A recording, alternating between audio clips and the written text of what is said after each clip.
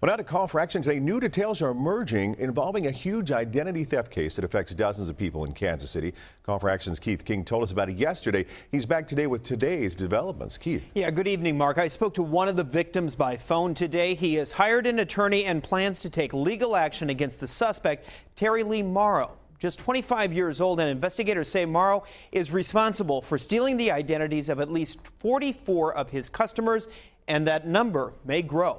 We believe that this is the largest identity theft case ever prosecuted by state prosecutors in Missouri. Missouri Attorney General Chris Koster wants you to take a good look at this guy. He's Terry Lee Morrow, accused of an elaborate identity theft scam involving $1 million worth of bogus car loans.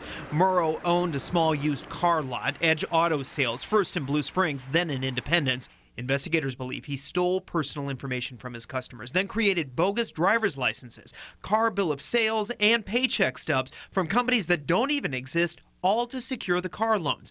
They say he then sold the bogus loans to car finance companies for nearly $500,000 in cash. The scope of this alleged identity theft scam was enormous and could continue to grow. The AG's office learned of the alleged scheme after one victim checked their credit report and discovered a bogus car loan.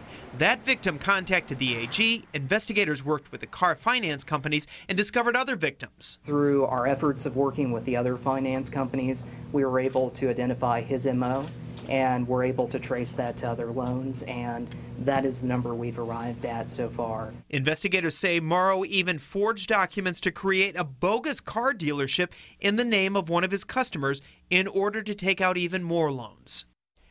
As I reported last night, Morrow is in an Illinois jail. He'll be brought back to Missouri, where he faces life in prison if convicted.